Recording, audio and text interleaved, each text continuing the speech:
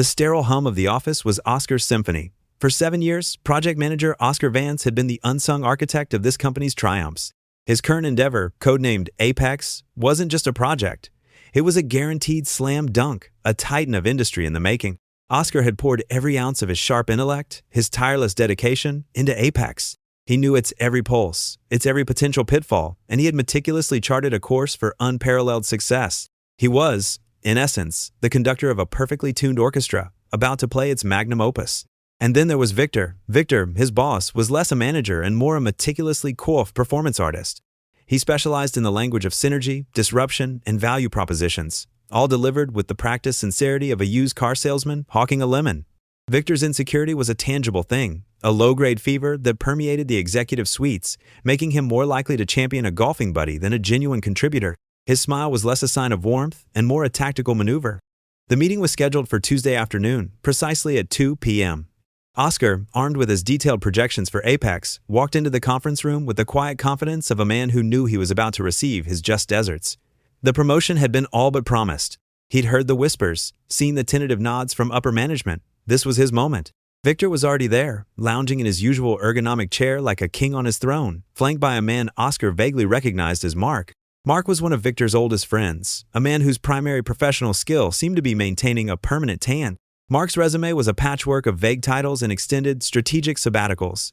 He'd been consulting for the company for months, which, Oscar had observed, mostly involved playing golf with Victor and attending lunch meetings where the conversation revolved around their respective retirement portfolios.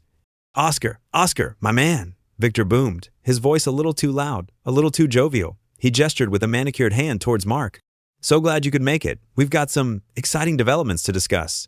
Oscar offered a polite nod. "Thank you for having me, Victor. I'm eager to share the latest Apex projections." Victor waved a dismissive hand, the gesture as polished as his expensive loafers. "Apex. Yes, yes, the shining star. We all know you've done excellent work there, Oscar. Truly.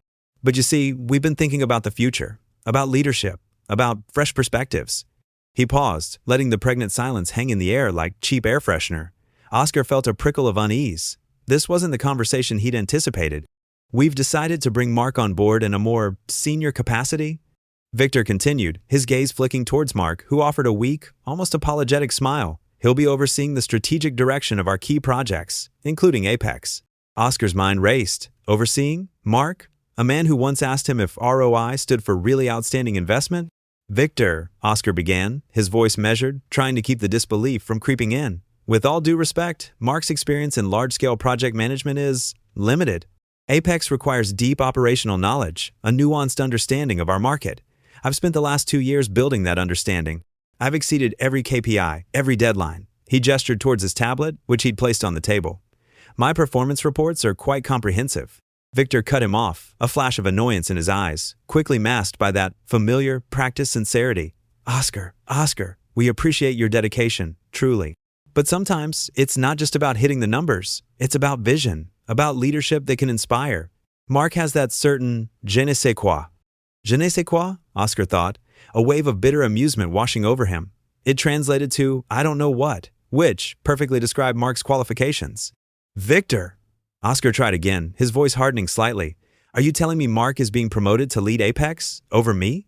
Victor leaned back, crossing his arms. "We're restructuring, Oscar. It's a strategic realignment. Mark will be taking point. You'll be transitioning to a supporting role.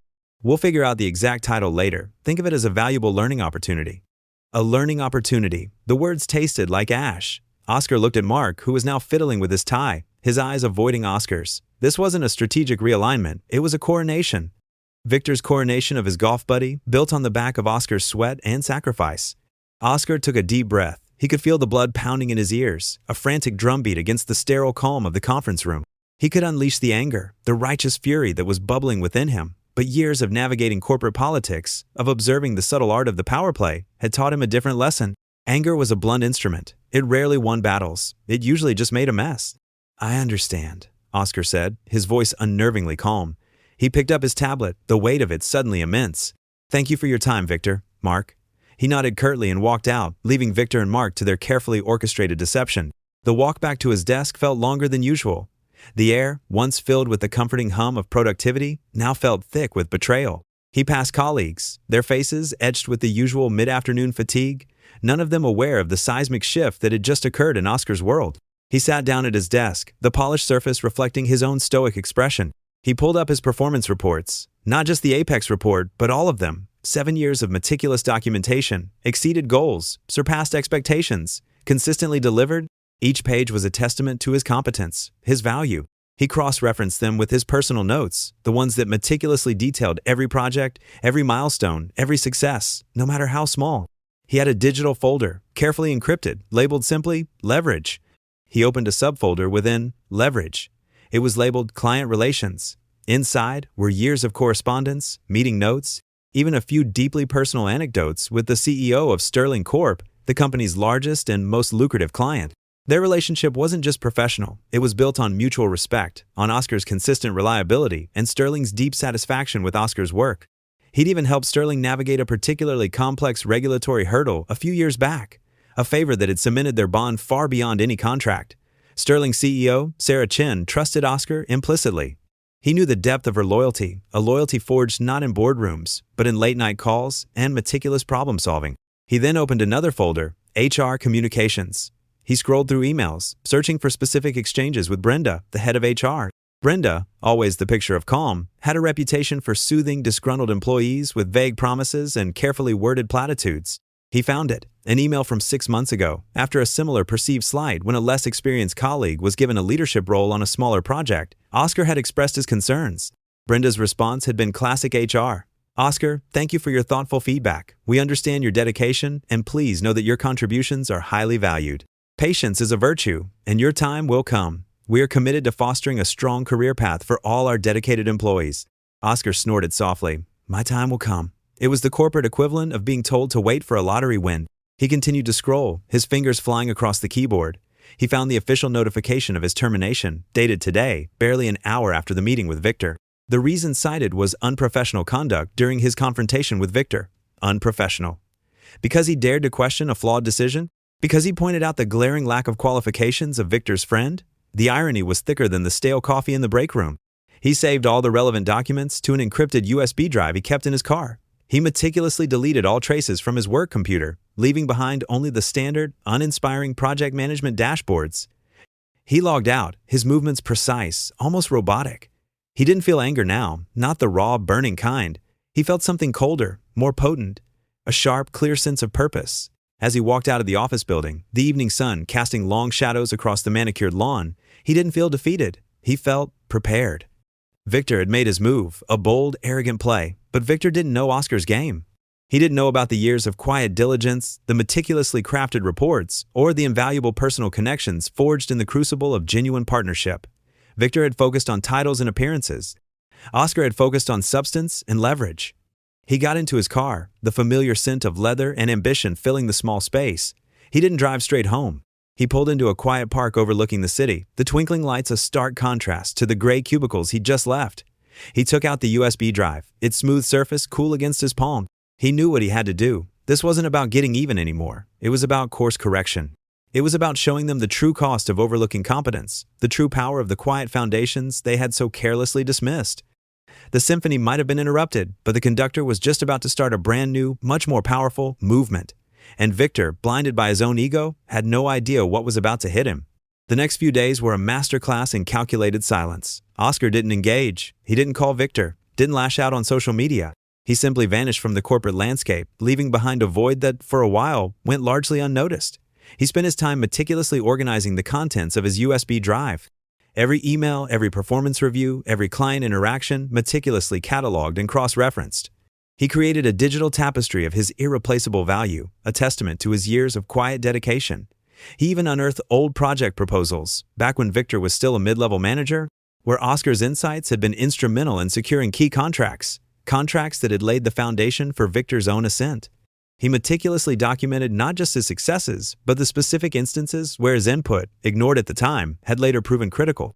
This wasn't just about showcasing his own brilliance. It was about exposing the pattern of Victor's dismissiveness. Then, the first domino fell. It began subtly. A Friday afternoon email from Brenda in HR, surprisingly direct. Oscar, we've been trying to reach you regarding the handover of your Apex responsibilities. Mark is encountering significant challenges with the latest deployment schedule. Please advise on your availability. Oscar didn't reply.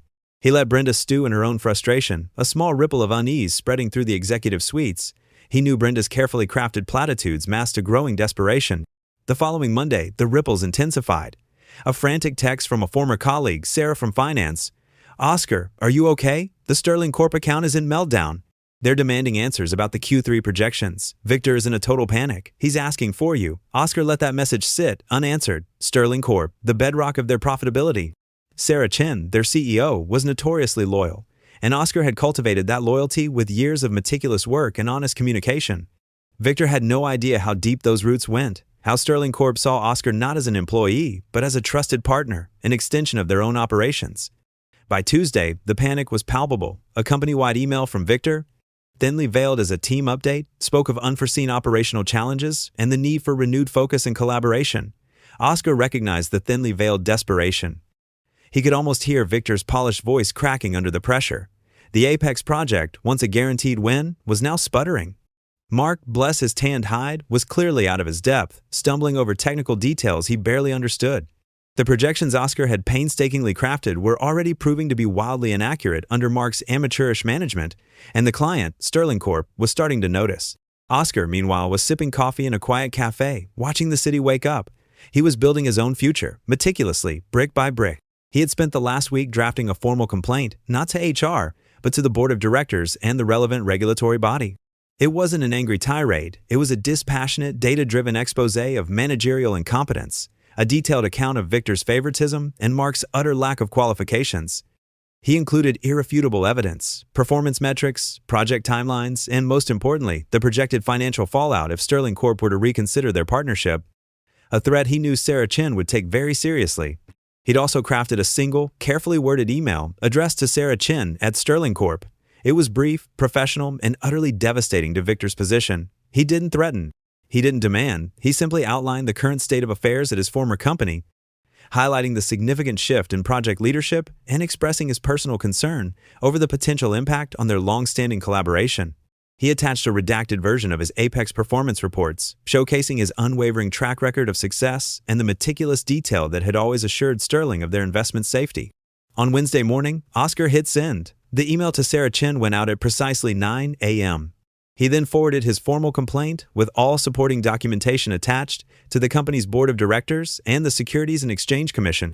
He used a personal email address, ensuring no trace would lead back to his old workstation. He watched the sent folder with a calm satisfaction. The first domino had been pushed, and the subsequent topples were about to become an avalanche.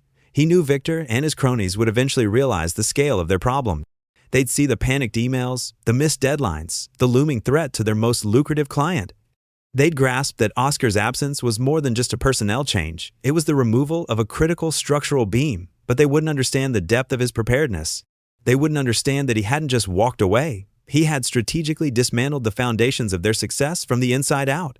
They were in trouble, deep trouble, and they still had no idea how much leverage Oscar truly held.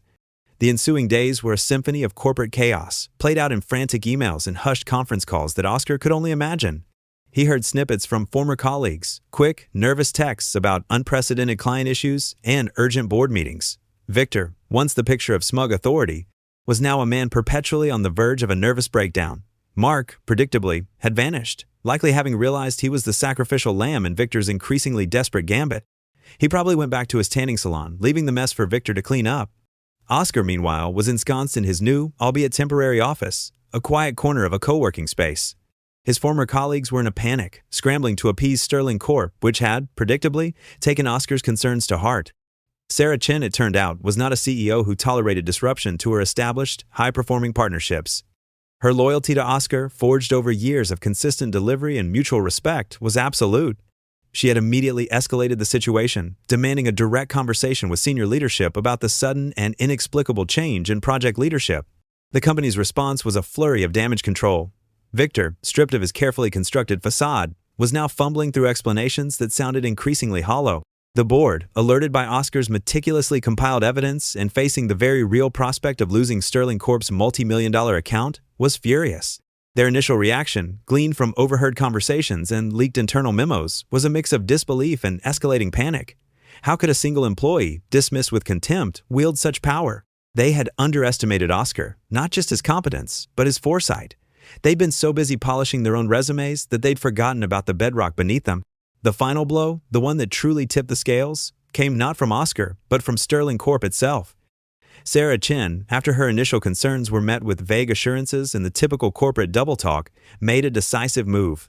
She formally requested, in writing, that Oscar Vance be reinstated as the lead for all projects involving Sterling Corp, including Apex. She cited his unparalleled understanding of our needs and proven track record of success, and stated unequivocally that any other arrangement would necessitate a review of their contractual obligations. The company's legal team probably had a collective aneurysm when they read that. The board received this demand with a collective shudder. They were trapped. Victor's promotion of his unqualified friend had not only crippled Apex, but had now directly endangered their most vital revenue stream. The carefully constructed narrative of corporate efficiency and strategic leadership had crumbled, revealing the rot of ego and incompetence beneath.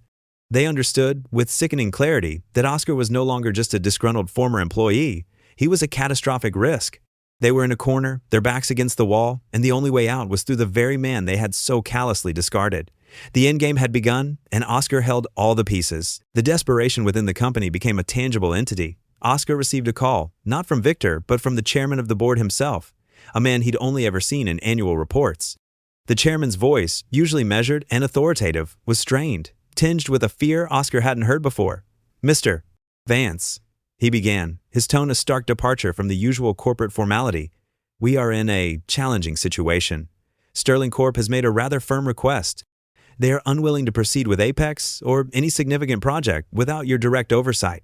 Oscar listened calmly, a faint smile playing on his lips. He'd anticipated this. He knew the weight of his leverage. "Chairman Thompson," Oscar replied, his voice smooth and measured, "I understand Sterling Corp's concerns. Their satisfaction has always been a priority for me." Indeed, Thompson stammered, rushing to fill the silence. "Your contributions were considerable. We seem to have made an error in judgment, a significant one. The admission, however grudging, was a victory in itself." "An error that has proven costly," Oscar stated, allowing the implication to hang in the air. "My reports, which I submitted regularly, detailed the risks associated with Mark's appointment. They also outlined the potential value Sterling Corp represents to the company's future growth." Thompson sighed, the sound heavy with resignation. We reviewed your submissions. Victor's decision was independent of our full understanding. He acted unilaterally. This was a desperate attempt to deflect blame, but Oscar let it pass. The chairman was essentially admitting that Victor's judgment was flawed and that Oscar's insights had been ignored.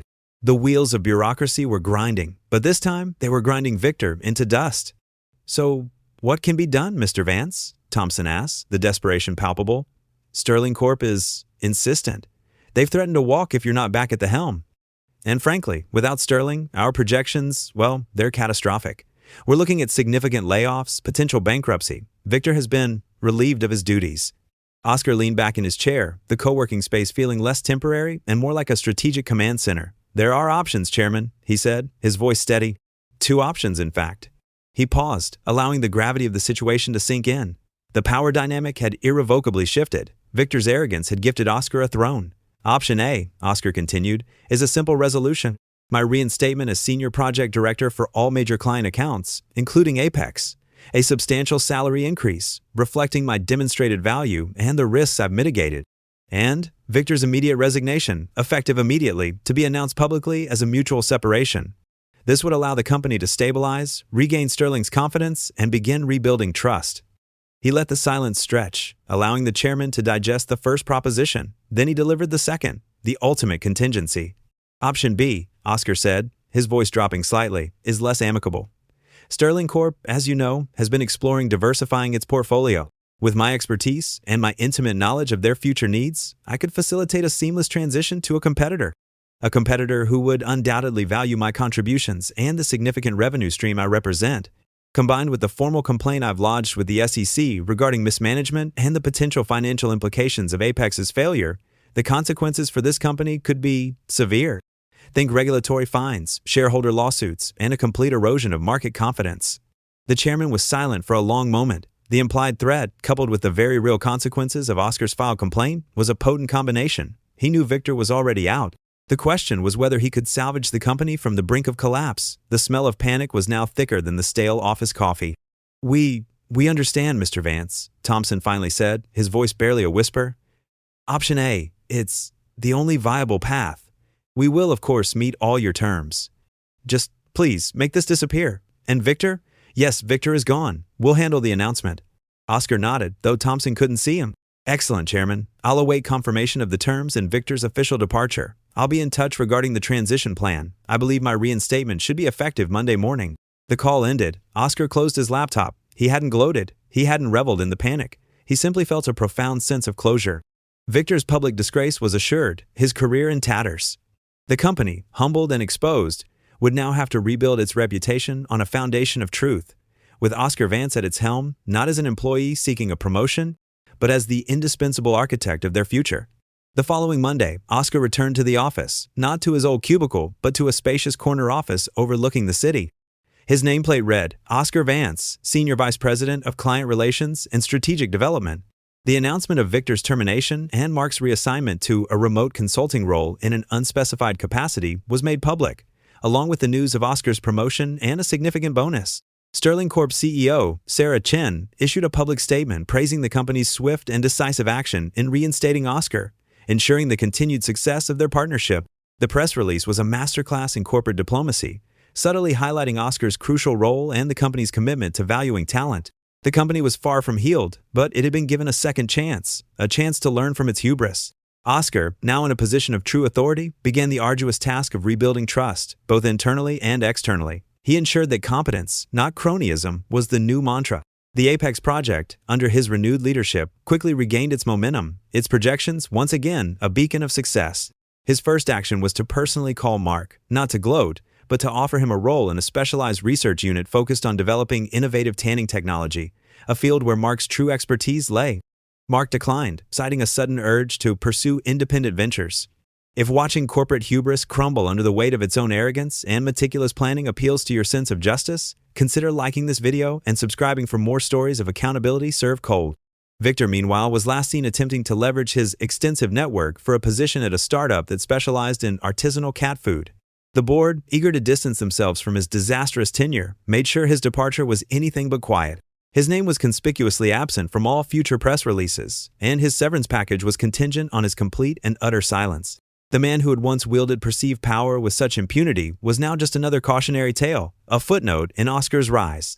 Oscar Vance had not just reclaimed his rightful position, he had redefined it, proving that true leadership isn't about titles or ego, but about competence, integrity, and the quiet power of meticulous preparation. The symphony of his career had found its true crescendo, not with a bang, but with the satisfying click of a perfectly documented file.